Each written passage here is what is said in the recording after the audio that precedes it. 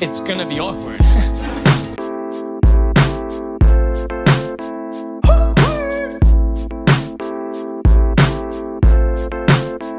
I don't get it. You do the math.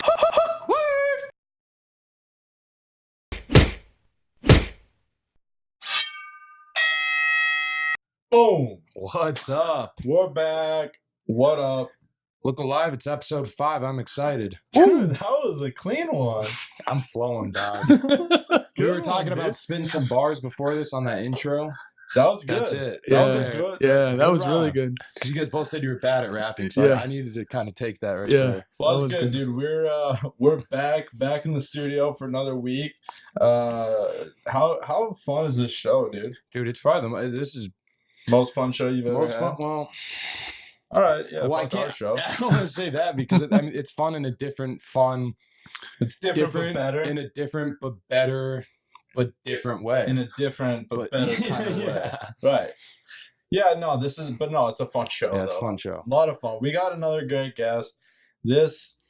Probably the most. He's got to be probably the biggest. One of the biggest personalities we know, and that's not even having him on the podcast. That's Anthony Rozema. Yes, but also I was gonna say he's one of our favorite people. Oh yeah, he's also one of our. I know. Yeah, Last you're- episode, you guys were like, we really. We're gonna be honest. And they're like, well, fuck, it's Anthony, man. Like, yeah, say it again. Yeah, you have to say it again. No, we're gonna be. I mean, honestly, I feel like we're not even worthy to be your friend, but I know. it's like we're so grateful. You're not worthy, but it's cool. Like, I love you guys. we're so grateful to just have you in the studio that like we don't even know what to do. But Yeah.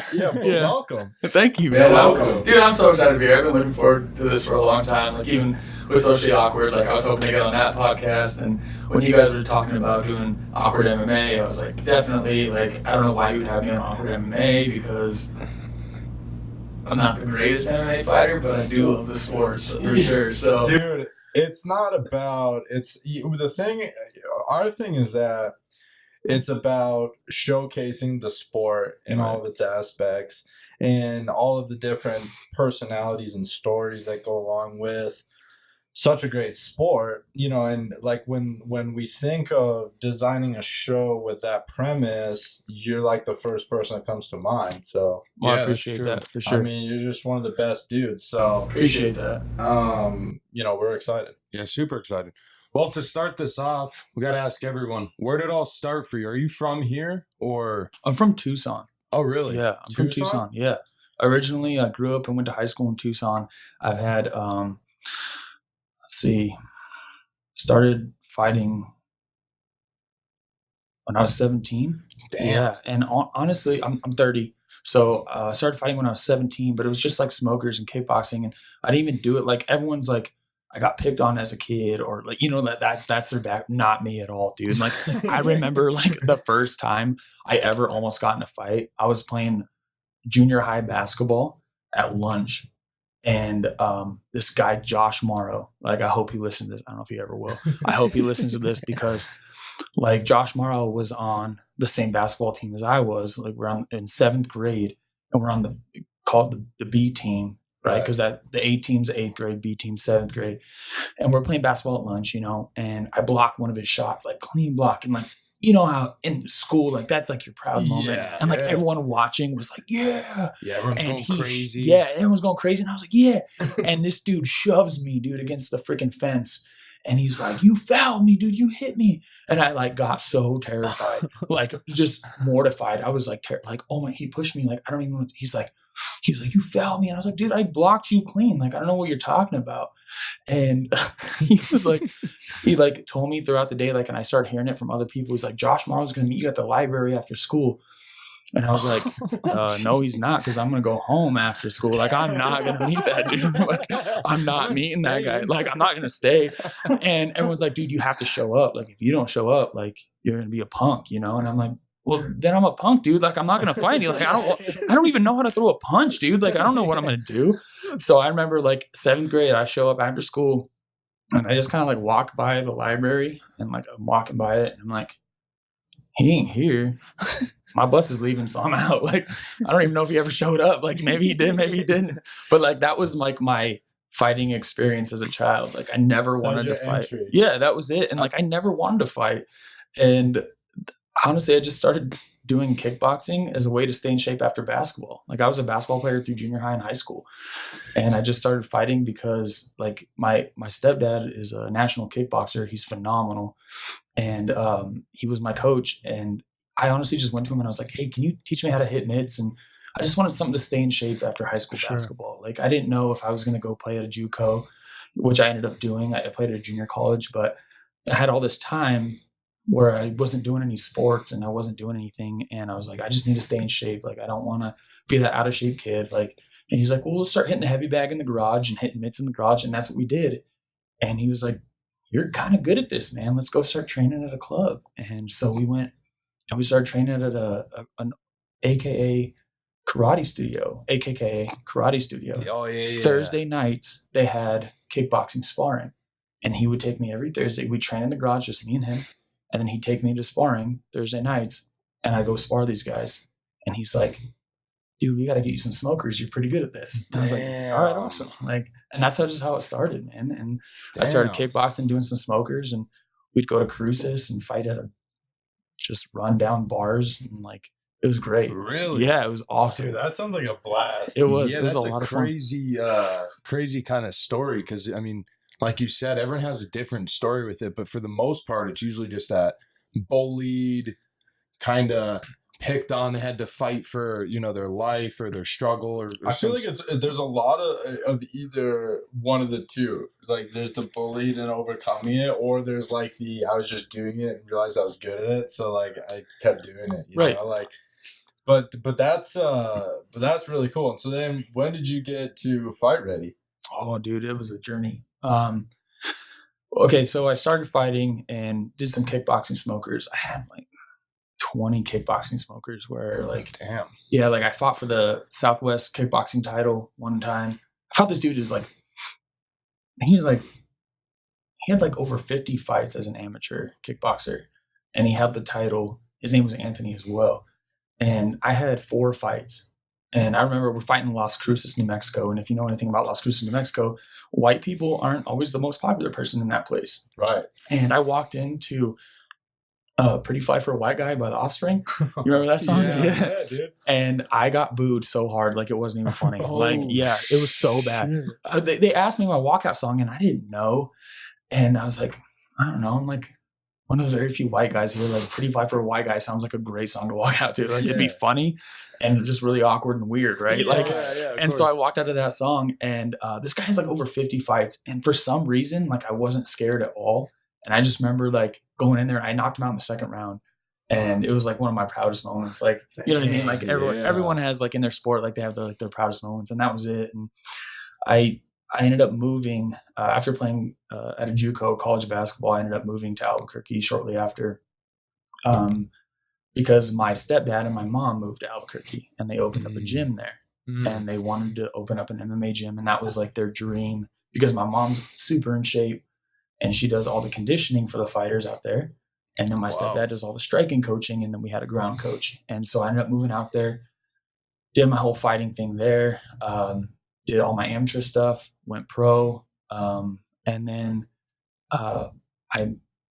me and my wife, my now wife, Shannon, we dated way back in the day before I even left Tucson, and we had a really bad split.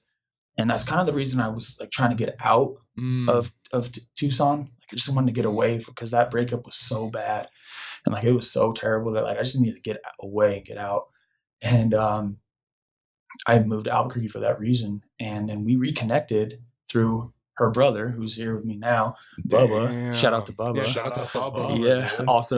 Yeah, also known as Anthony, but we call him Bubs. And we stayed in touch. We were always really close. And he kind of reconnected us. We started dating kind of long distance on and off.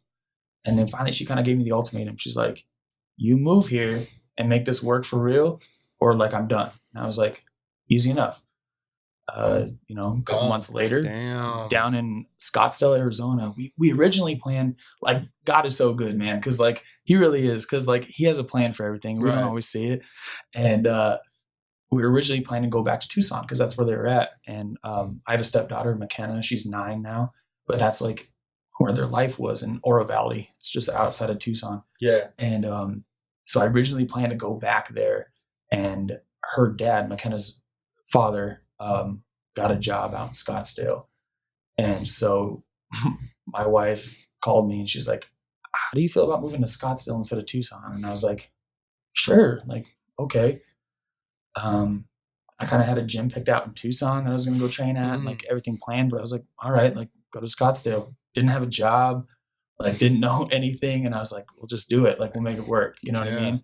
And so moved down to Scottsdale, and I walked in the doors at Fight Ready. It was recommended by a friend of mine who I went to high school with. He's like, if you're looking for a gym, thank goodness it was like 5 minutes away from my apartment. And I walked in the gym, intimidating. Dude, I don't even care if you've been fighting professionally. Like I had 5 professional fights at the time. It was the most intimidating thing. Like you guys talked about this before, right? Yeah. Like how intimidating is it walking to an MMA gym? It always is. Yeah. It is because everybody there, like in your mind, can whoop your ass. Right?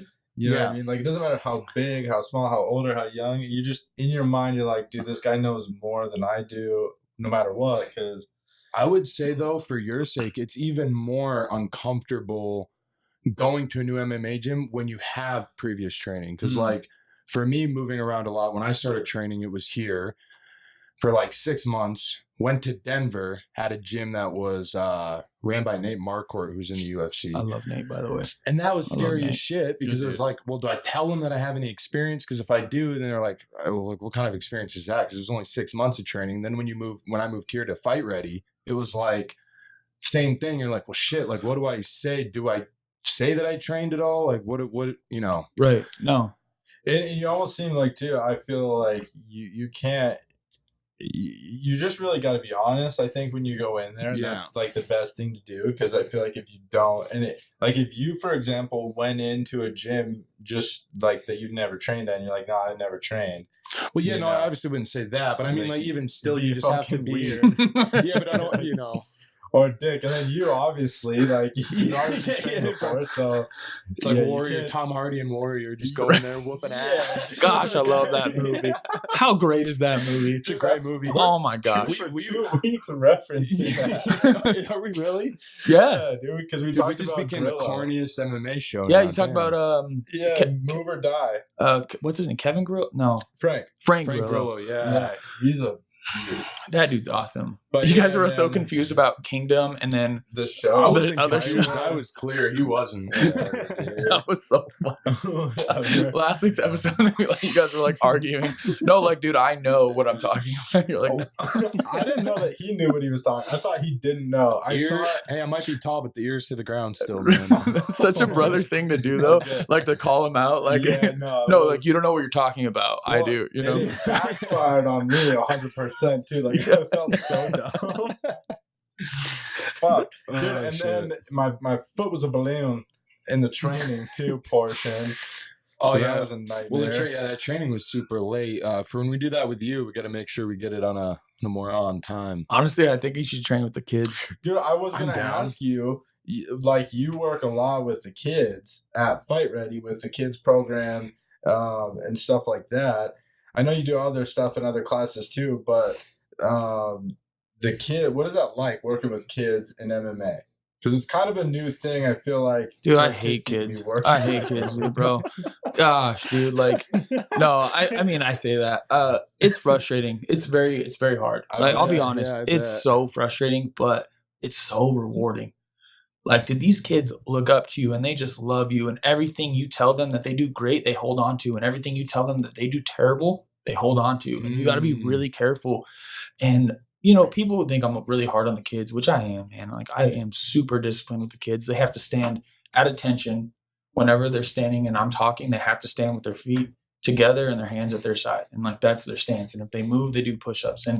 But I think kids crave discipline for one reason, is if you harp on a kid for something they do wrong and they correct it and you praise them for it, they hold on to that so much more. 100%. Right? Yeah. Don't they hold, like... I felt that. Yeah, I felt that too as a kid. If you got drilled on something and you were like, you do this awful, this is terrible, fix it. And you fix it. And then that person that you admire goes, amazing, great job, high fives you, pats you on the back, you hold on to that, and you'll never lose that. You know what I mean? You'll never lose. You're like, I have to throw my jab like this because it was terrible before, and coach called me out on it. But the kids program, I was kind of thrown into. It wasn't something I planned on doing because I train adults, but I one-on-one sessions and boxing sessions and a lot of fitness stuff. But I was kind of thrown into the kids, and when the opportunity got presented to me, I was hesitant, and I talked about it with my wife. And she's like, I think it's good for you. Cause I did the kids program out in Albuquerque at my parents' gym. I ran that kids program too. And I developed a relationship with all these kids, and you develop this bond with these kids who, they look up to you so much, and leaving that, when I had to leave Albuquerque was so difficult for me, but it was also really stress relieving because like kids programs are really hard, man. And like, you're not just trying to make the kids happy. You got parents looking at you that are like, my kid's in this program, you have to make them better. And that's a lot of pressure. You know what I mean? Yeah, for sure. I bet. So especially there's money involved too. Exactly. There's that entitlement. Exactly. Factor. Like, I'm paying for you to make sure my kid does well in this program. And it's just like, it's frustrating. It's really frustrating. The kids are probably the least frustrating part. Right. The parents, I'm blessed. I have the parents of the children that I train are just super supportive and super awesome. But yeah, I was kind of thrown into it, and honestly, like, it's growing so much. I love it. Like, I absolutely love it. And it's hard. Like, these kids work their butts off, man. They really do. And it's like, we dealt with a situation, just kind of give you an example. Like, we dealt with a situation where one child, like, I won't name names, but one child, said a swear word in class. And he said a swear word to another child that he was drilling with. And this child is probably one of the kindest souls I've ever met. And so when this happened, he like swore at the kid and then like hit the kid in the chest, like real hard, or in the head. I don't remember. And I had a parent calling me that night. Like, that night I'm in bed and I have a parent sending me text messages and calling me like, what is going on? My child is just told me he like broke down, and he's telling me like, this kid swore at me. And then like, this kid looks up to this other kid, and it's sad because like, now I have to deal with this, and I'm trying to play like mediator between these two gentlemen, and I got to talk to parents on the phone, and like, that's just kind of the stuff you have to deal with because now this dad is upset, and this dad is trying to get me to understand that, hey, we've been struggling with my child for a little while, and we're working on it, and I apologize, but we'll definitely make sure we discipline the child, And so it's cool to see these kids grow. It's cool to see them fail and then come back from that failure and like come around and like really do a great job. So I really do enjoy it. I really do. As much as a lot of Switzerland, probably. Yes. Well, I want to know, how much do the parents grow through, like, vicariously through their children? Because I feel like the MMA discipline is so different than what traditionally people have grown up with, discipline-wise and accountability-wise, that like, I think even just for a parent that takes their child to a class like yours could gain a lot out of it for themselves. Like those little things that you forget about as you get older, you stop doing, you talk about it, but then you stop doing it because you think you're old now, so you're good.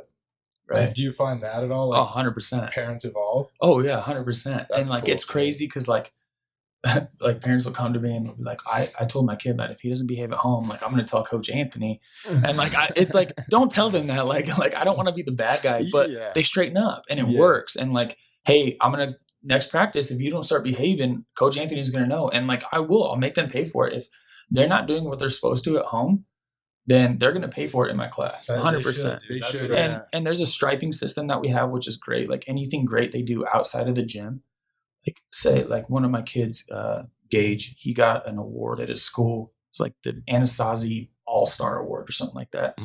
And like, his dad was like, it would mean a lot if you came to this assembly. Like, he would just be so excited. And so I like showed up and surprised him. And it was like, it was so cool, man. Yeah, it was so cool. I showed up, you know what I mean? And surprised him, and he was super excited. And like, we give him a red stripe. So the red stripe is doing something spectacular outside. Shout out to Paul McGowan, by the way, who I kind of implemented this from. dude, out shout of out to Chandler, Paul. because you Yeah, trained yeah. at Chandler MMA. That's once I started. Yeah. Yeah, you started with Paul. He was training, his gym was in the rink that I played hockey at. That's what you Yeah, guys so were he was saying. playing- yeah, he'd Dude, be in yeah, practice. he I was was in On there. the socially awkward interview, you were talking about that. Yeah. Yeah. Such a cool dude. Yeah, Yeah, he shout out is. to him. Yeah, Paul, I've learned so much from that guy, and just an aspect of training kids in life in general, but training kids and how important it is to get a stripe from your coach for doing Yeah. something great outside of the gym. Because honestly, we're not just building good fighters, and these kids were building good people. Right. You know what I mean? That's huge. And I talk with my hands, and I feel like maybe the camera can't see it. Maybe I'll do it up here. No, you're good. I feel like building good people, like good kids that grow into good men, grow into good women, is more important than growing good fighters. 100%. Yeah. 100%. You know what I mean? Because you can be a great fighter and be a terrible person, and you don't want that. You know what I mean? And You so see it a lot. yes, Honestly. yeah, you do see it a lot. No Yeah. judgment, but you see it in the news and the effects Mhm. that it has on the rest of the community, honestly. Connor.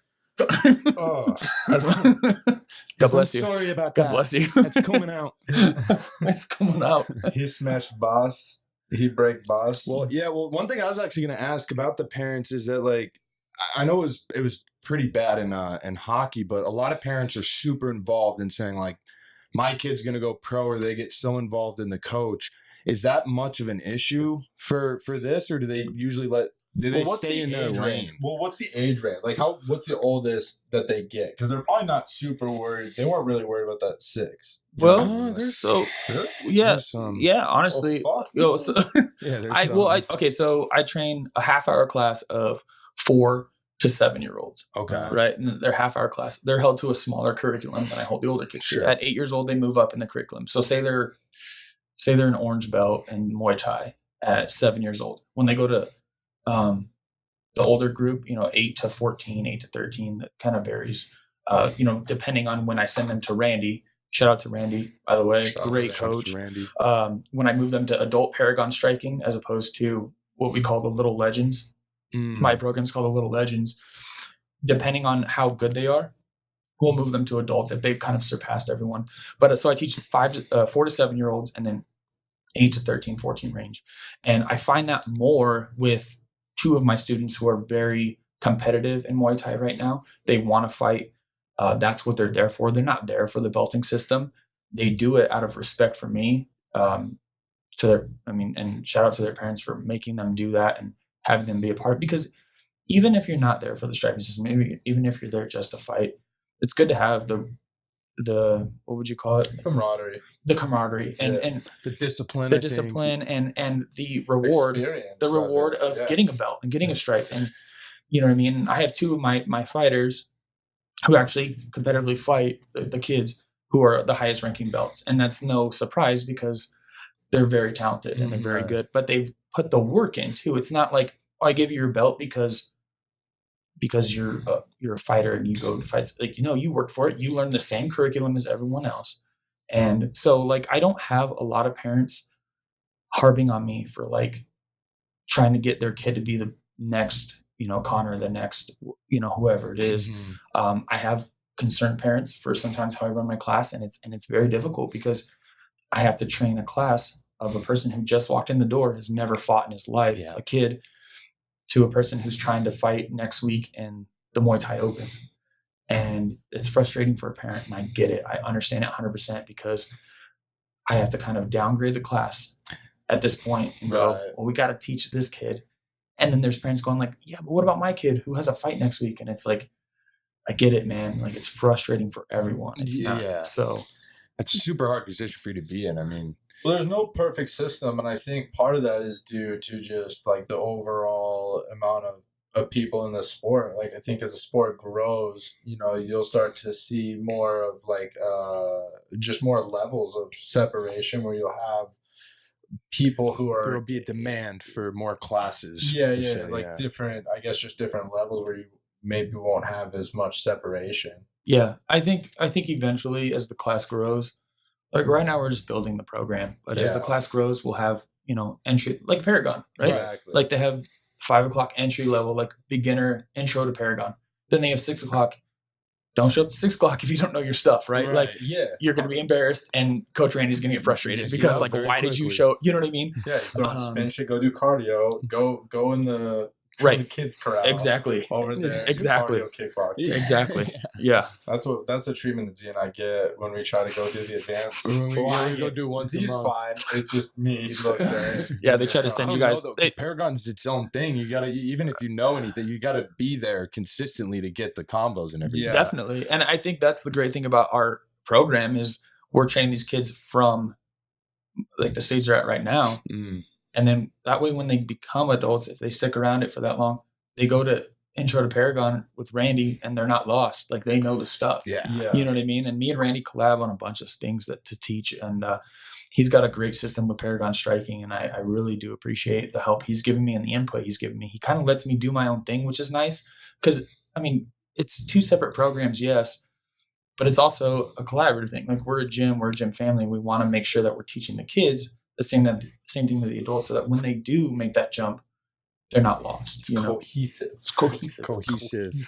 Great word. It's a good. Yeah, that's cool because it's definitely grown. Because I remember even when I was 14 or 15, there wasn't nearly the youth programs that there are now. I mean, just the fact that, and I remember too, like there'd be like maybe 2 other kids that were like around my age. Everyone else was like 17, 18, 20, 21, 26, 30. So I think it's better for them to have that actual team feeling that you get from all the other sports. They don't feel like they're missing out if they're not playing football or they're not playing baseball. They're part of that team and they're growing with that. So I think that's cool. Yeah, 100%. I mean, I even tell them every day, like, you're only as good as your team. And that's it. Like, you're only as good as your teammates, because you can't get any better unless your teammate's better. So if you're not making your teammate better, then you're never going to get better. Dude, that's the thing. That's become such a fun theme of this show that I think is just not shown in the world of MMA at all. Like, how important the team aspect is outside of like the genuine importance of having the team. You know, it's so prevalent in fighting, and it's really not talked about enough. A lot of guys will talk about their individual teams, say that their individual team is really good, and then they'll talk about why it's important to have their team. But like the whole escalation of things going from the little legends all the way up to the UFC can all be a cohesive system that's duplicatable and replicatable. Yeah. Well, that's the same thing. Well, no, that's the thing is, like, and you hear about, like, you know, I want to thank my coaches on the thing, but like, I mean, there's guys out there, like, and when I walked into Fight Ready, I was the biggest person in that place. Like, I did not have many training partners at all. Like, it was me, and like the next biggest guy was like Paris. You know what I mean? Like, that was it. Yeah, that's who I was training with. Big jump. And like, and Paris is frustrated because he's like, I got to spar. Oh, I got to spar this dude. Like, he weighs 190 pounds. Like, why am I? And Coach Santino would be like, "That's all we got, man. Like, I'm sorry." You know what I mean? And now it's grown. You know, just huge blessings with a lot of things that's going on at Fight Ready right now. We got so many other people coming in, which is great. But you know, you have to thank your team. You have to look back and go, my team got me here. And like, that's the biggest thing that we don't see is like, you have Roman Salazar, who's sparring with these dudes that are in the UFC on the weekly. Like, on every week, he's sparring guys that are taking fights in the UFC. Paris, same thing. You know what I mean? You got, you know, Randy, who coached Luke Sanders into knocking out Barao. Like, you know what I mean? You got to think, like, everyone you sparred with and trained with, like, you have to think they're the ones who brought you here.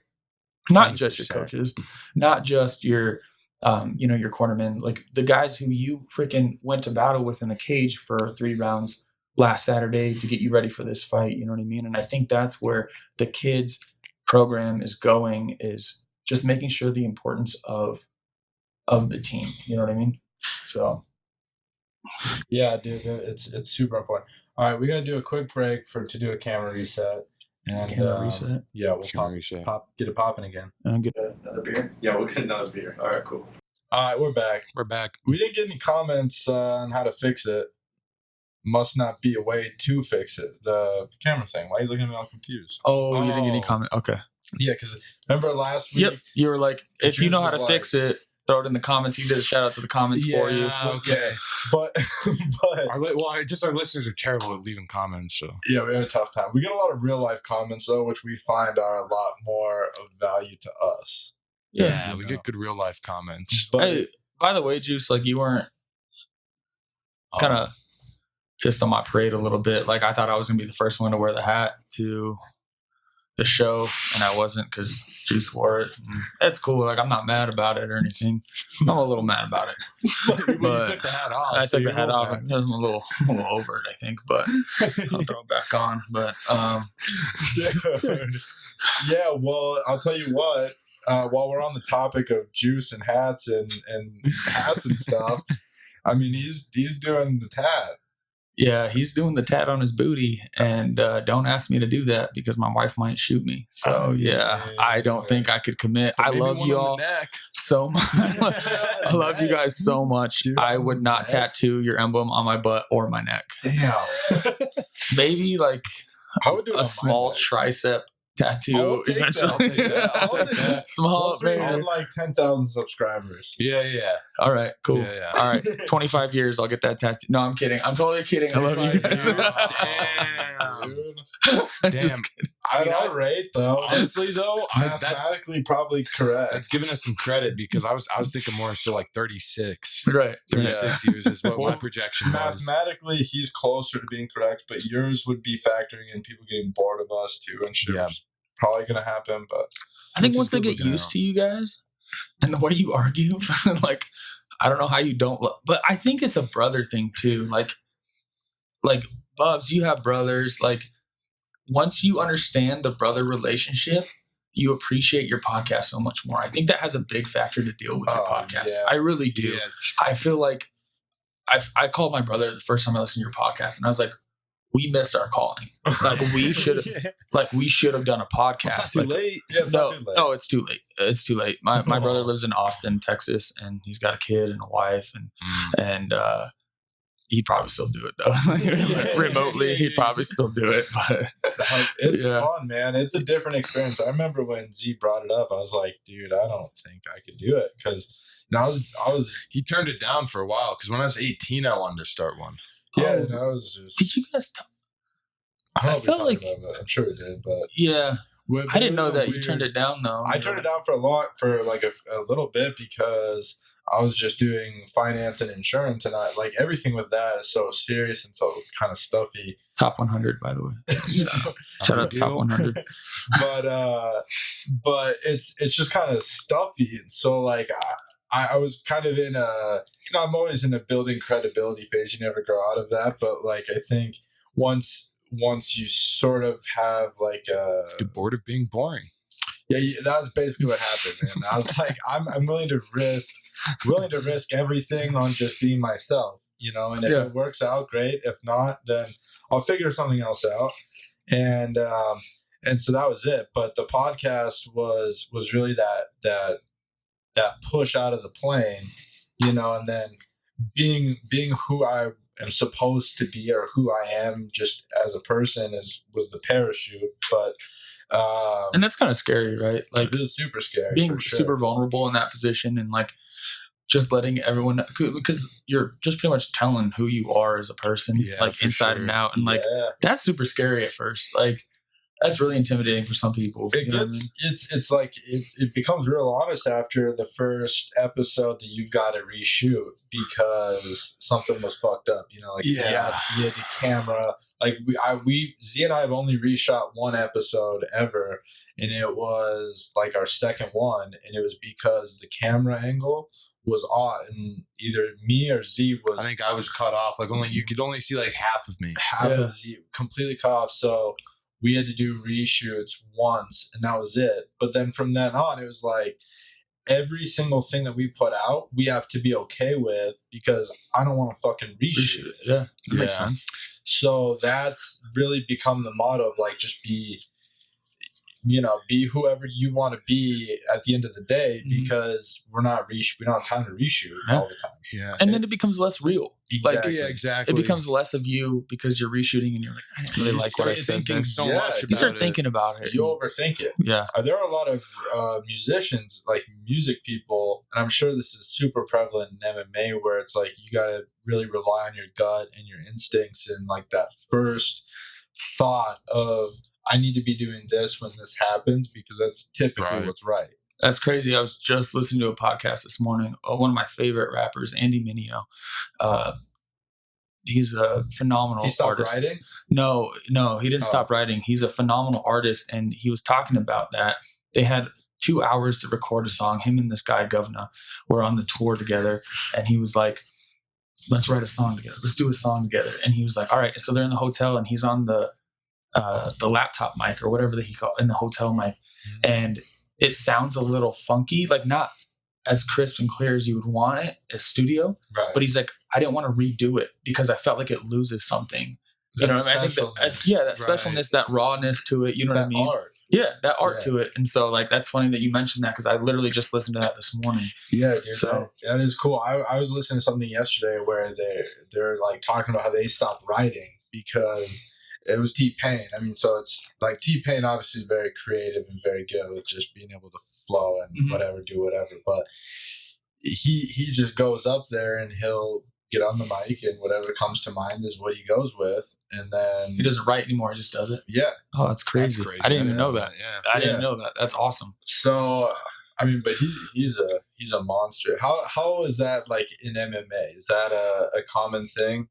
Or like, I guess scripting ideas or scripting combinations and stuff like that, like that's a thing. Visualization. 100%. Like how, to what degree?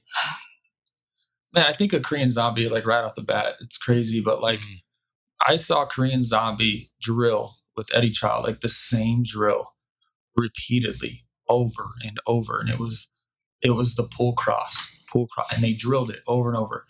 You bait them with their jab, you make them throw their jab, you pull, you cross. And that's how he knocked his dude out in the last fight. And we all saw that and how amazing that was. But like scripting and planning and game planning is 100% a part of the sport. I think if you don't do it, you're 20 steps behind the guy who you're fighting. Because I mean, me and Ramon talked about it. Like, I talked about it with so many people. Like, we would see them drill the same thing, and it's almost like you're just drilling that one thing over and over. Like, but it's so prevalent to who he was fighting and what that fight he wanted to do. And it was so cool to see that drill, like, because you watch it, in the gym and you're like, wow, they're just doing that over and over and over and over. Yeah. And then all of a sudden you watch it in the fight and you just pull across and you're like, oh my gosh. Oh shit, it worked. That's what they did, like over and over. I think Roman, like, was it Roman or Randy? One of them on their story, they posted watching it, and I think it might have been Randy. I don't know. And he's like, I saw them drill that. They did that over and over. Like, it wasn't a secret what he was going to do. Right. Like, we all know he was going to pull cross. And it just matched up perfectly. Sure enough, it worked. That was so cool, dude. We hear that a lot these days in the UFC, especially with, like, first it was that Conor video. Conor Aldo, he was practicing that with the hook. And then that check hook. Yeah. And then recently there was the Game Bread. Jorge Masvidal, the flying knee. The flying knee. Who's excited for that Diaz fight? Dude, I think everybody. Oh my gosh. I was so pumped when they announced that. Same. I can't wait. Too. But how do you feel about the Diaz brothers? Like, being all honest. I used to not. I love them. But I love them now. I love them, dude. They're great. How do you not? I mean, yeah, like, I wish they'd tone down their mouths a little bit. Like, but how do you not? No, it is them. Yeah. Like, you ask them to tone down their mouth, and then you ask them to not be who they are. Like, the Stockton, California boys are Stockton, California boys, and they're just who they are. Exactly. And you gotta love that about them, man. Like, I do. I appreciate it. My mom calls me the other day, and my mom loves him. Like, my stepdad and my mom, like, they love MMA. And so she's like, "Did you hear the announcement?" And I'm like, "Yeah, Mom, I heard." Like, I can't wait. And, like, it's just cool to share that with your family. Yeah, of course. Like, speaking of brothers, like, my brother John, I'm 30, he's 28, and we fought. He fought professionally too. Oh, really? Yeah. Yeah, my brother John fought professionally as well, and we were actually able to be on the same card of King of the Cage one time. Really? Yeah, cool. we have a poster of like us on the front, like of King of the Cage, and it's just a cool moment. Yeah, and like we both Rozema boys got a fight on the same night, and like, dude, I miss that so much, that camaraderie of training with my brother, because he was in Albuquerque with me. We trained, and I was 20 pounds heavier than him, but he hit like a brick house, so it didn't matter. Right. And so like getting to train with your brother was like one of the coolest experiences ever. So I can just kind of feel how the Nate Diaz brothers, like how they feel about that, and how important it is for them. And for sure, I love that. Yeah, well, it's made it way more fun for me because he has only been training, like he's newly kind of training, somewhat, but it's so much more fun going in there knowing like, all right, I got someone who's going to hit pads for me. I can tell him if he's holding it wrong. He can tell me if I'm holding it for him wrong. There's that comfort level to where it's like, all right, I'm going to tell you where I need you to be to get the most out of my training. Yeah, and I don't take it personal, and like, and same thing. And it's super helpful to have that full honesty, and like that. It's nice for me too to be like the older brother, because like I know that, like he's so much bigger than me that like I really can't hurt him. Really, right? I'd have to really wind one up and miss the fucking pad and catch him for it to hurt him. Yeah. Kick me in the neck or some shit. Yeah, I'd have to like really just do it bad and miss. But so that's helpful. There's like such a level of trust that I have, that I don't have to worry about who I'm training with. I can just focus on learning. And so it helps, I think, me move a lot quicker than if I didn't have that.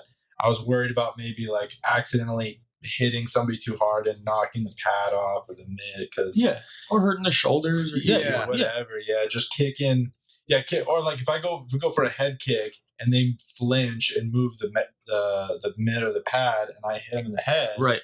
But I would feel terrible, right? If I do that, it's fine. It's fine. You don't feel bad at all. No, he'll catch it though. It's fine. I can't reach him anyways, but it's fine. Yeah, the next shot. What I was gonna ask was fighting with. I always wondered this because you'd see like Anthony Pettis and his brother fighting on the same card. What is your anxiety just through the fucking roof on that day, or what is that like? Is it? It just seems like it would be very difficult to like have your brother either fight before you, and depending on how that goes, you really have no clue. Yeah. I feel like, okay, so I think Juice hit on it. Was it Juice or Aiden? Juice quartered Aiden, right? Juice quartered Aiden last. And his anxiety, he said, was so much worse for Aiden than it was for any of his fights. When it's your brother, I think it's like intensified by like 20. I would bet, yeah. And my poor brother, like, he had to go through the anxiety of me fighting first, because at the time I wasn't pro. It was my last amateur fight, and my brother was already pro. So I took a break. I was a cop for 3.5 years. Oh, really? And during I was a cop for 3.5 in Santa Fe. Yeah. Thanks. Yeah, in Santa Fe, New Mexico, for 3.5 years. I commute, and I took a break during the academy, and during that time, I didn't really fight. And when I got through the academy, I was like, hey, I still got the itch, and kind of talk to your lieutenants and sergeants. And you're like, is this still cool for me to do? They're like, yeah, as long as you know that you can't head kick people in the streets, like, you're fine, And so like my first comeback fight was the fight that my brother was fighting professionally on, and I was my amateur comeback on King of the Cage, and I had to fight before him. And I can't imagine, like, for me, it's different. Like, I had anxiety through the roof when my brother fought, but I had already fought. My brother was in the back, not able to watch, in the back, warming up, not able to watch my fight. And just, I can't imagine like his stress. Cause he tells me all the time, and like Juice said it last week, like when someone you care about and love, either a coach or a teammate, it's worse because you're not in control. Right. Like you want to be like, you almost like when you step in that cage, you're in control. Like the only person that messes up is you. But when you're watching someone, you just go, you want that control. And I think that's such a hard thing to give up, is that control, especially for a fighter. You know what I mean? It's so hard to give that up. I find that it's even tough as a fan, dude. Like, it gets hard. Like, it starts out in the UFC, dude, when they pin when they pin T-City against Holloway, Yeah. you know, and you're heartbroken. The two guys you like. You're just fucking heartbroken either way. Yeah. You know, Yeah. but then it, like, as you get more into the sport and like you get in to the amateur levels or these other pro leagues where like you really know people and like you're friends with people and you go watch their fights, like there is so much more emotional investment that goes into it than like if you're just going. No, there is, man. Like, it's Yeah, crazy when you 100%. know the Nuts. people, when you have an emotional connection with the Yeah. people that are fighting, it takes it to a different. Even if you're in the stands, like going to watch Roman fight is like one of the worst things for me. Like Bubs knows, like Bubs loves Roman. My wife loves Roman. Like my family loves Roman. Mhm. Going to watch him fight, my family always buys tickets because it's Roman and we Yeah. love him as a person. And we hate the moment he walks into that cage because we are so stressed out. It's Yeah. probably why we drink so much at those fights because like Yeah. what else are you going to do to calm your nerves? You know, like Exactly. it's so stressful. Yeah, Right. And it's intense. yeah, you're right. As a fan, even like it doesn't even have to be a cornerman. Like as a Right. fan, watching someone you love step in that cage is so stressful. Man. Yeah. It is. So It's stressful. a different level because like you go to those cards and you don't know people. It's like whatever you're Mhm. talking to people. It's no big Yeah. deal. And you're gonna root for whoever's from your city, or Yeah, maybe exactly. not. Maybe you Whoever hate the looks guy. You hate the cooler. guy's hair that's fighting, and you're Yeah, like, whatever, exactly. dude. Like, I That's don't what want I him to win. His hair's stupid. Next Yeah. fight though, dude. Boom. Yeah. Like you might as well be in it. Yep. It's The hard nuts. thing is though, is it's not like other sports though, because like you lose even if you lose a football game, we'll even narrow it down to that because like if you lose a hockey game or a basketball game, you have 82 games for the rest of the season, so it's not a big deal if you lose. I mean, college football, they have the argument that you got to pretty much be undefeated, but Right. other than that, every other sport, you lose a game. Yeah, you got some pissed off people for like 3 days, but once they get to work, they're fine. Yep. But They're pissed off MMA, about something else. yeah, they find something else. And then, but MMA though, I don't think a lot of people realize how much that fight truly means to your career because it's not like you have another game scheduled the next week against the number 20 ranked team, and then so it just is so much more cutthroat. So I think that adds that layer of like, fuck, like they gotta like this fight means so much. Well, 100%, dude. And like, so I'm in an 0-3 streak right now. I've lost my last 3 fights. I fought for the King of Cage title. I got dropped by a liver shot first round. Fought Darius Flowers. Shout out to Darius. That dude's killing it right now. He's awesome. That's the thing about MMA, dude. Like, there's no ill will. Like, Right. remember, like, guys are so weird. Like, we're weird. Like, we have beef with someone, we fight them, and then we're best friends after. All You know what I good. mean? Yeah, exactly. Like, that's how it is. Like, Darius Flowers and I fought, knocked me out. That's the first time I've ever been knocked out, by the way. That was one of the scariest things that's ever happened to me. Really? Yeah, it was terrifying because I don't remember it. Yeah, I really don't. Like, I still don't remember it. Like, I think he knocked out some of my past. Like, I don't remember any of it, dude. Yeah, it was bad. And like having my wife there and my daughter there is so hard. And like, it's so terrifying. And, you know, and then I lost my most recent fight to another liver shot. And you Stop drinking, you don't. son. Yeah, I know. Cowboy. Stop, dude. Cowboy's the man. No, but you have to realize that like it's not. Oh, next week we'll get him. Like this is it. Like Yeah. this is it. And you know, I lost my last fight to Ty Gorder. Shout out to Ty. He's killing it too in the LFA. He was just on the LFA main card on TV. And that dude's just a stud. He really is. Yeah, He's such he an is. awesome guy. And I mean, just to be able to fight these guys is great. But like you said, it's not like basketball where you have a bad loss, you have a bad game. Next week you go kill it and it's awesome. Like that sits with you and that resonates with you. And I really think after that knockout, dude, I wasn't the same fighter ever. Like I was not the same person. Like throw me in a sparring match with Jordan Johnson and I'm fine. Like Jordan Johnson's one of the guys that trains. He's in the PFL right now. He's fighting for $1 million, and that dude's a stud. Throw me in a don't let me wrestle with him. I will lose. But throw me in a stand up match with that dude, and I'm fine. Like I'll hang with him all day. But like you can't just go. You can't be okay with losing. Right. And I think that's where I'm at right now with fighting. Is like everyone has like.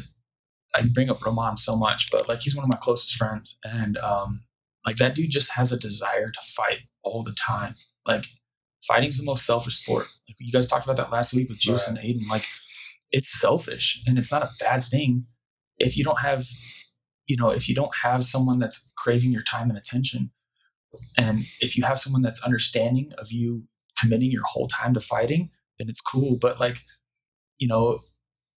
if you have a wife and a daughter who all they want is your time, like it's hard, man. Like it's hard, and Coach Santino said it best. Like you got to be willing to sacrifice the birthdays for family. Like it's Saturday, we have a birthday party. Well, I'll go to the birthday party after I'm done sparring. And like, honestly, like, I don't know if I'm willing to give that up anymore. Yeah. Like I'm not, like I'm in this mindset now where I'm just like, I don't know if I'm willing to give up that extra 2 hours with my daughter to go spar. Right. You know what I mean? And I think that's the beautiful thing about MMA is like when you decide that fighting isn't number one anymore, then it's okay. Like, you know what I mean? It's a hard thing to let go of, but it's okay. Right. You know what I mean? And you can't be halfway in fighting. Right. We see guys halfway in fighting and what happens? Yeah, exactly. And they lose and they lose. They get hurt. And they get hurt. And Exactly. like you can't, Permanently hurt. yeah, you have to be 100% in fighting or you need to stop. Right. You know what I mean? So yeah, well, and we somewhat have we can relate to that somewhat similar just with all of this. And we were just talking about this last week. It's like, fuck, man, it's like we're having to sacrifice things that we love to do, like go to the gym and training, because we got to edit a video or get this out, by Thursday or whatever the case is. And or I'll call you out. Yeah, we get called out by Anthony. We don't want that. We can't have that. And yeah, so it's But just it's stuff that we want to do. it's stuff we want to do. So it's the same thing with fighting, that you want to be fighting, but it's like you got to make those sacrifices. 100%. Yeah, I wouldn't trade doing this show or putting the hours that we put into this show for anything. I mean, we've gotten a little thick. I'm not going to deny. I've gotten a little thicker since we started the show. Didn't intend to be. Same. But we haven't been in the gym as much as we want to be. Yeah, hard. but where are your priorities? And that's what it comes down to. Right. Like priorities is the zoo. Right. This is the zoo. It's a zoo. It's the awkward animal party, and that is priority number one. Yeah, and that's the thing is like drinking on set now. It's that kind of awkward animal. It's that kind of awkward animal party. And that's the thing, dude. Is like I love MMA. I love fighting, but I love my daughter and I love my wife that much more that I'm not willing to sacrifice that time anymore. Right. For fighting, you know what I mean? And it all changed when I moved here. I was still chasing that dream. Like when I moved to Scottsdale, that's what Shannon, my wife. Oh my gosh, she's amazing. She's like, we need to find you a gym. The first thing before I even had a job, she's like, we have to find you a gym to train at. Like that was her main priority. And I'm like, that says a lot about a wife. Like to support you, for her to work full time and go, I'll support you until you find a job, but you need to find a gym to train at. And like that's her personality. That's just my wife, man. She's just that person. Unconditional support. Yeah, it's that ride or die. Yeah, and that's what I found in Shannon. And for her to be like, and when I moved down here, that's what it was. And like all I wanted to do was train and fight again. And slowly, as I developed this relationship with my daughter now, and I'm her stepdad, so that was hard to overcome. And the more we become close, the less things I want to miss because I feel like I'm missing so much. You know what I mean? Yeah. And I don't want to miss that, you know? And so the priorities kind of switched from my desire to make it to the UFC, make it to the big screens, to I'm cool with just being the guy who fought once and is a dad now. You know what I mean? Yeah. And that's okay with me. And I like that. And I love coaching. 100%. So I'm cool with coaching, and I'm coaching with someone. I'm learning from Randy. I'm learning from Eddie. I'm learning from Roman and Paris and, everyone. And I'm okay with that. You know what I mean? I just hope that like my biggest hope for you is that you never stop coaching, or leave the sport. And like that you don't ever have that resentment to the sport, to where like you go and you just beat your career into the ground. You get to the point where like you just hate it. Yeah. Like you hate going to work, you hate all the stuff that it takes. So then you just can't even be around it, which is kind of what happened with me in hockey for like still. It got to that point where like I was never okay with anything of like where I was at and any of that. So then there was that resentment. And I'd never had something I wanted to do more than that. I didn't have an identity outside of that. So I think having something that you can be outside of that fighter, something bigger than yourself, like your relationship with your daughter, and your wife, know, is like, it's something that is going to make you continue on and like be able to still connect with the sport, even though you may never fight again. Well, that's it, right? Like, when you become what you're doing, that's when you need to stop, I think. Like, you're Jay, right? Like, you're Jay, you're Z. Like, but when you become only a hockey player, when you become only a hockey player, you lose something else about you. Like, you're not just a hockey player. Like, you're so much more clearly. Like, you have so much more going for you. But when you lose yourself, like, and that's kind of how I felt when I moved down here, is like, I'm failing my family if I don't make it in the UFC. Right. If I don't make it as a fighter, because that's all I am. I'm only a fighter. But when you realize that you have so much more to offer than that, and you don't lose your identity and I'm a fighter, like, same thing with being a cop, dude. I felt like I lost myself in being a cop. A big reason why I stepped away from being a cop was because I became a cop. It wasn't what I did. It was who I am. Mm-hmm. And my dad had to remind me. My dad's been a police officer. He's the chief of Marana. Shout out to my dad. Hey, Dad. Chief of Marana PD. My dad was like, dude, you don't have to stay a cop. Like, you're not a cop. That's just what you do. And I think when we lose our identity in what we do, that's when we need to start walking away or just reevaluating what we do. You know what I mean? Sure, like, if you feel like, if I felt like I have nothing outside of fighting and that's only what I have going, then I need to reevaluate my life in general. You know what I mean? Dude, I mean, that is a message that cannot be shouted from enough mountaintops. I mean, that is something that really is super valuable, especially for kids too. I mean, the kids are told to put everything into what they do and leave it all out there on the field, on the ice, on the mat, whatever it is. And while that's true to a degree, like, you also got to understand that there's still other parts that are left in the tank. Mm-hmm. Yeah. I feel like my mom said it. She was like, because I was like, after my last loss, my mom told me, she's like, I think you're done. Like, I think that you have so much more going for you. Why are you fighting still? Like, you have a wife and you have a great job at the gym, and why are you still fighting? And I was like, no, Mom, like, I still got some left in me. And if you have some still left in you, then you keep going. Yeah. But it doesn't have to be your number one priority anymore. You know what I mean? Yeah. Like, if you still have it, great, work for it. But if it's not your number one priority, then maybe it is time to reevaluate and walk away. Just figure out where it fits in and how it fits in. Right. Yeah. It may not be fighting. Like, I might still have some fight in me, but it may not be in the cage. Right. It may be just in the gym training other people. Right. You know what I mean? And grinding in the gym and making your teammates better. You know what I mean? Because your fight isn't over just because you don't want to step in the cage anymore.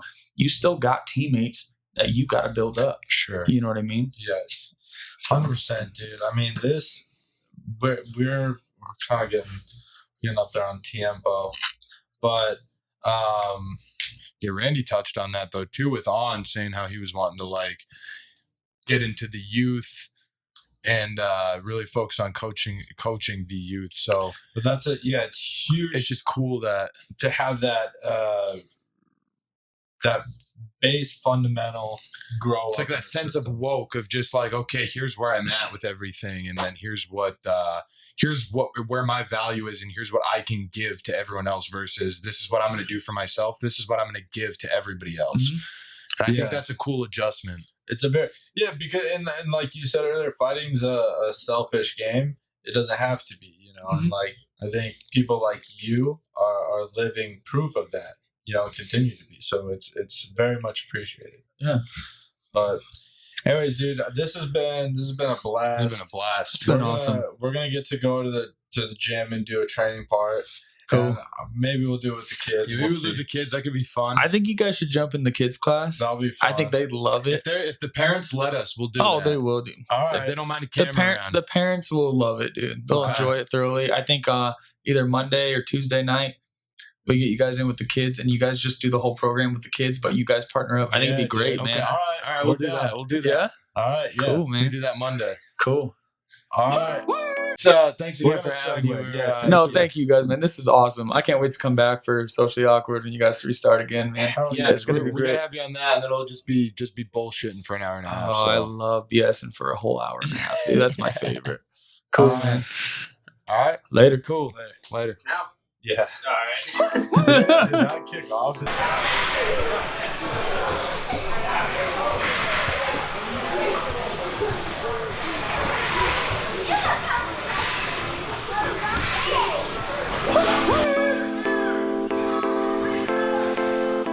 It's gonna be awkward.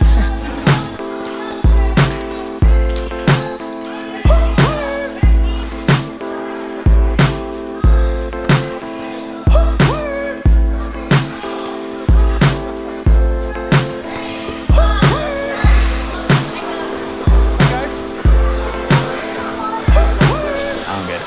You do the math. Feet together, hands to your side. Bow in. Drop. 1, 2, 3. Out.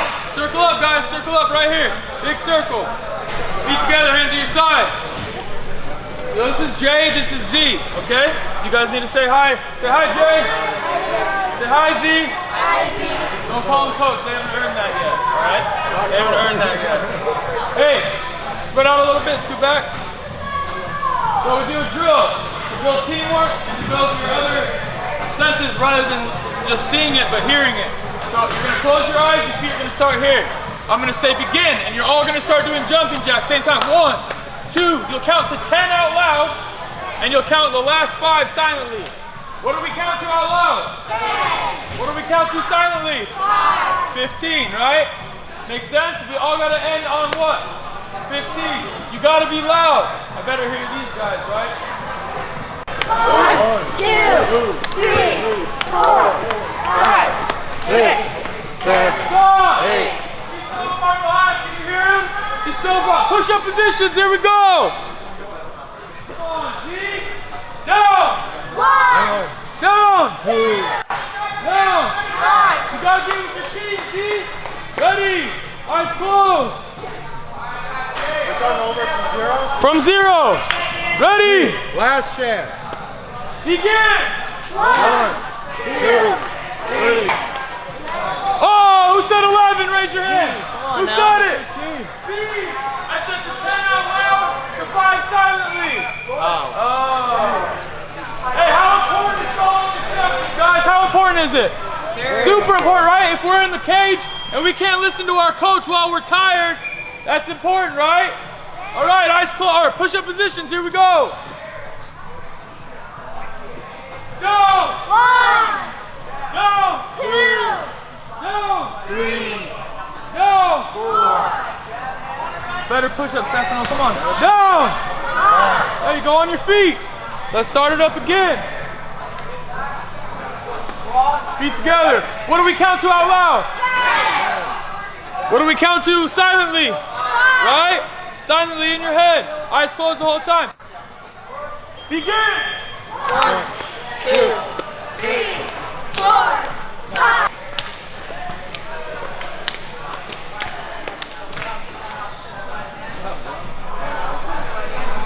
Is he the problem child growing up too? He went 16. He did 16. Everyone stopped at 15. He did 16. 5 push-ups. 5 push-ups. Ready? That was a cheap shot. Down. 2, Down. Down. 3. You ready? Tighten up that stomach. We're coming by. We're coming by. Tighten it up. Come on, Donovan. Ah, yeah. Big one for Braxton. Boom.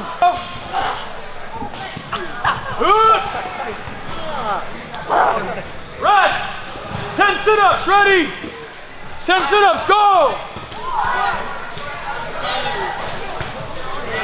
Get a drink of water, get your gear on. Shin guards and gloves. 1, 2, 3. Don't leave my 5 6 while you finish these sets. You owe me 5 push-ups when you get back.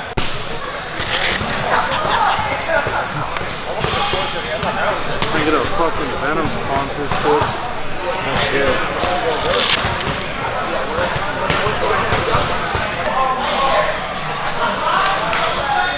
Wait on the new kids, guys. Sorry about that. That's embarrassing. Keep together, hands to your side. If your feet ain't touching, you ain't right. Touch those feet.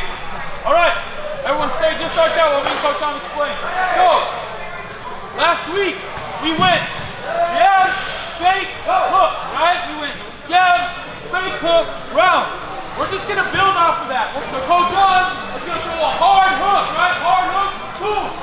He's gonna throw the round kick as I block, and as he plants, he's gonna throw a knee. Understand? I want correct body blocks. I don't want this. No, I want correct. Hand, right? This hand comes over to assist, right?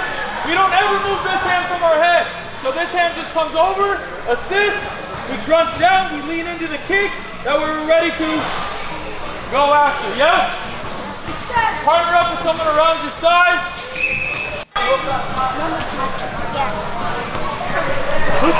Boom, knee, knee. Hey, that's it, right? As soon as you plant, throw that knee, Braxton. Don't be scared. Watch, on me. Ready? Hard hook. Go hard. Whoa. Blah, blah, blah. Don't wait for it. Come on, go. Blah. Guys, we're having a hard time. Coach on, come here, please. We're having a hard time. As soon as I throw that hook, the kick is perfect. We worked this all last week, but we're struggling. As soon as this foot hits, we're like readjusting, and it's taking too long. By that time, it's too late. I need to hook, kick, bounce, knee. Understand?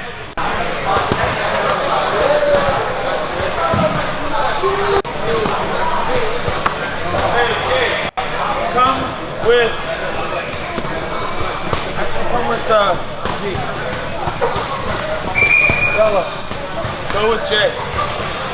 Hold the hook for her. Knee, be ready because she kicks hard. All right. There you go, Bella. Again.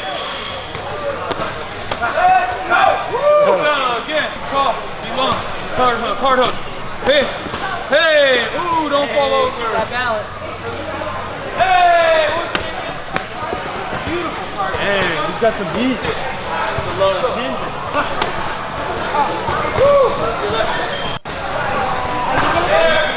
I can. You want to hold?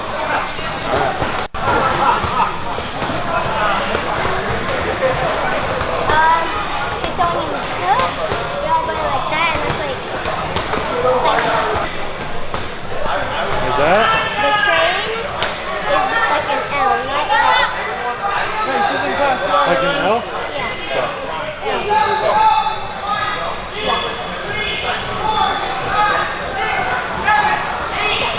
Yeah. That was awesome. Good job. Thank you. Hey, yeah, that's it. Go. Don't worry about me. Good. Get on that toe. Let's build. So, hard hook. Leg kick. Pivot, guys. We have to step offline. We have to take our head offline. Round. Knee. Foot cross. Switch. Understand? Yes? I'll come around and make sure you have it. 1, 2, 3. Let's go. You got the drill? So it's the same thing. Foot cross. No. You just tell me what to do once we get. Yes. Yeah. Hey. Switch. Step offline, Bella. Remember, we don't want to switch right in front of him. Kick right in front of him. If he throws a cross, throw a cross. Right? So we got to switch offline. Make sense? Yes?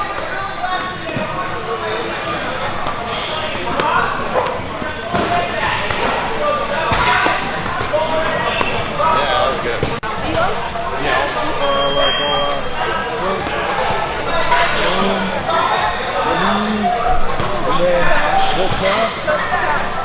Switch. Okay.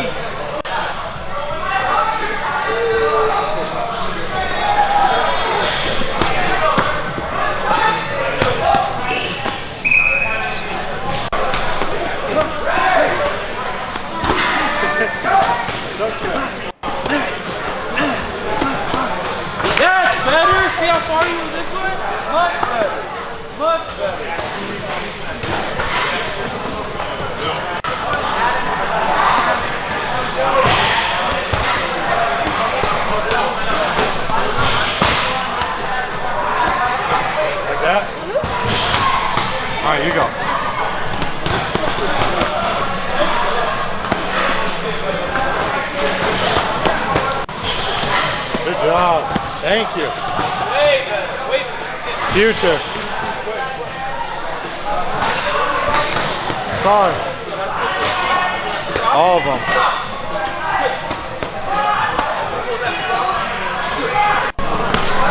Oh, sorry. Guy's a beast. Begin.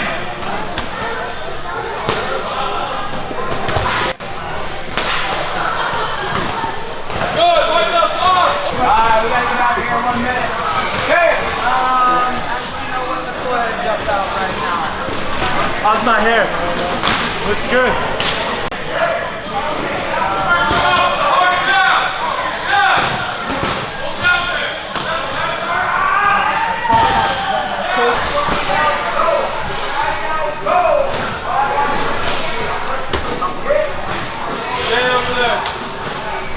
The rest of you on that cage over there, go. Introducing first, fighting out in the red corner, we have the Weber brothers, aka Socially Awkward MMA. Z and J, give it up.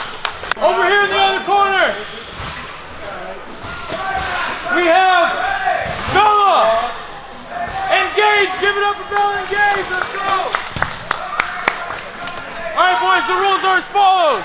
You must start by touching the cage. You must not cross this line. When you throw the ball, you cannot cross the line. You can, however,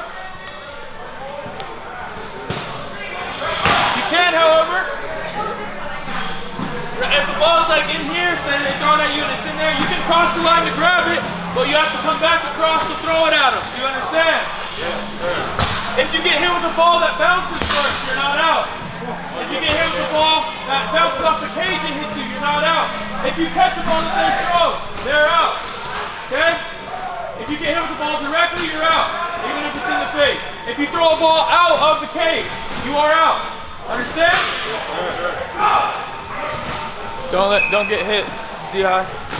Ready, set, cage ball. Out! Winners immediately! Whoa! Should we give him another? Oh, that was. We got caught. We're in the cage. We got caught.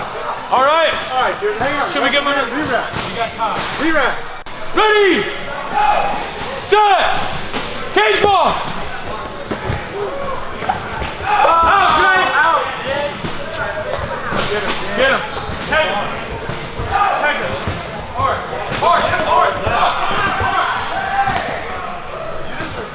Go Mount hard. Go Mount hard. Out! Winners! Here! Congratulations, you guys beat the Weber boys. No surprise there. Weber boys. Whoa, that's so weird. I throw it at him hard.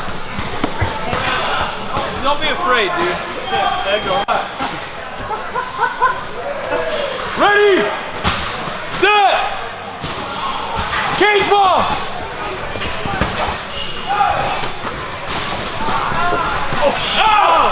Dude, I was a double play with him. Are you out too? Yeah, he caught my ball. He caught it and then he get double play by. Telling you, dude, I'll do it for him. Reset. Hey, ready, set, cage ball. Oh! Out! Winner! You want to roll for their punishment? Yeah. Who wants to roll? Oh, baby. Come on, try to get everybody to roll for their punishment. Roll.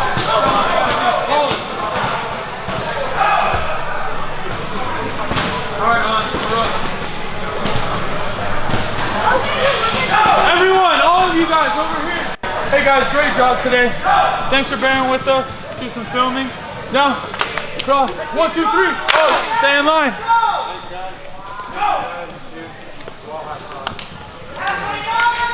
Thanks, guys. Thank you. Thanks, guys. Thank you. Awesome job. Great job.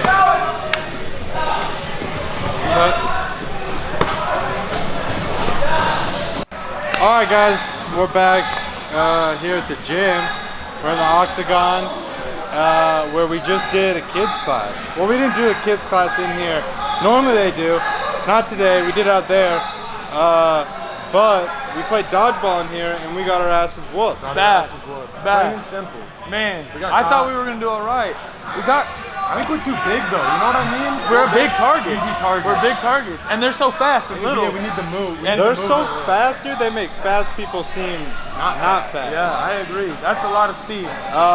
Dude, how about this too? I learned probably more today with the younger people helping me out giving pointers than Z's ever taught me holding mitts for me. Isn't it crazy how much you learn by dealing and like you almost have to explain things on another level to a child, right?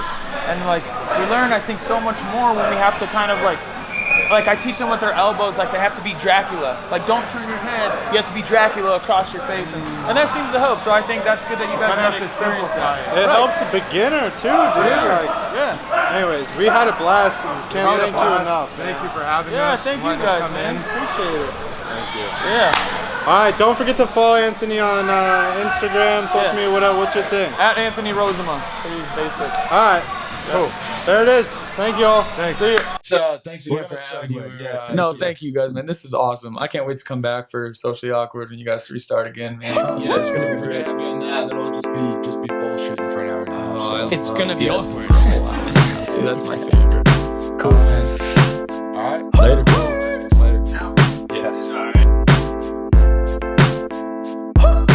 I don't get it. You do the math.